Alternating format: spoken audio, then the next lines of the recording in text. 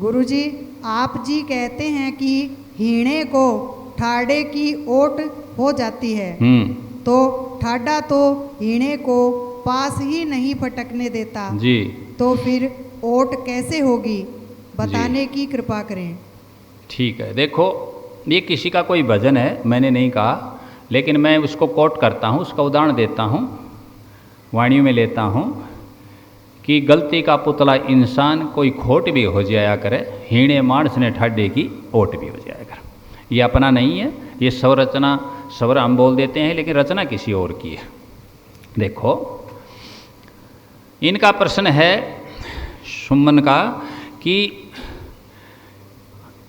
हीणे को ठाडे की ओट हो जाती है, लेकिन जो ठाडा है, ठाडा मतलब स्ट्रोंग है, मजबूत है, शक्तिशाली है, सामर्थ्यवान है, वो तो पास कमज़ोर को आने नहीं देता। बात तो इसकी ठीक है, बिल्कुल यही देखने में है कि कमज़ोर को तो दूर ही दुदकार दिया जाता है, फटकार दिया जाता है। नियम तो यही है, बड़ा के पास बड़ा बैठता है, छोटे के पास छोटा, ऐसे तो चल रहा है, ये तो सारे है। और प्रकृति में एक नियम बताते हैं कि बर्या न बरे रीता न पर दर, प्रकृति में भी है ऐसा। तो ये सब बातें तो ये हैं सिद्धांत की सुनने की आती हैं, देखने सुनने में, लेकिन सच्चाई कुछ और है। मैंने बहुत बार कहा है कि जो दिखता है जरूरी नहीं कि वो सत्य हो। जो व्यक्ति अपने को ताकतवर दिख रहा है, जो व्यक्ति अपने को ठाडा दिख रहा है, ताकतवर कहो, ठाडा कहो, मजबूत कहो, शक्तिमान कहो, कुछ भी कहो, वो व्यक्ति यदि उसमें ये कुलक्षण है, ये अवगुण है कि वो कमज़ोर को पास नहीं आने देता, तो वो ठाडा है ही नहीं। क्यों? सबसे ठाडा सर्वोपरि मतलब सुप्रीम या सर्वे सर्वा शक्तिशाली संपूर्ण एक परमपिता परमात्मा है। तो क्या परमपिता परमात्मा की भक्ति कोई कमज़ोर, कोई गरीब, कोई निर्बल नहीं कर सकता? बताओ। सुनीरी मैंने निर्बल के बलराम, सुनीरी मैंने निर्बल के बलराम। है कि नहीं? राम किसका? निर्बल का। निर्बल का बल कौन है? राम। अप बल जप तब गद सब बल तब क्यों, हारे को हरि नाम।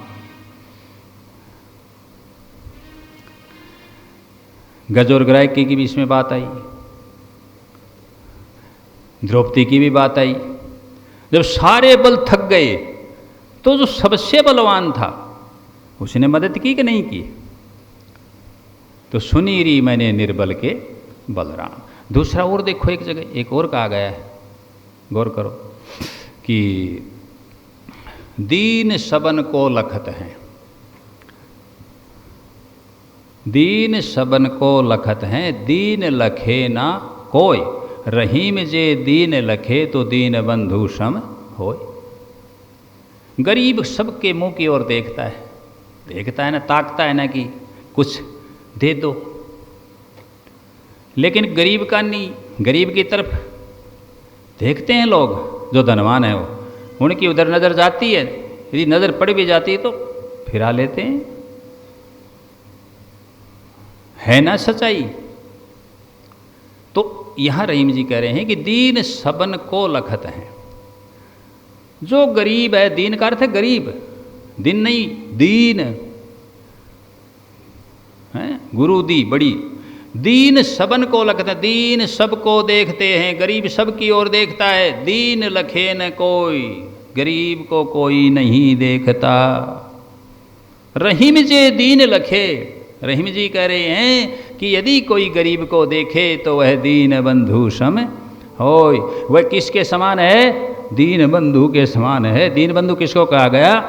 भगवान को, परमपिता परमेश्वर को कहा गया, वह दीन बंधु के समान है।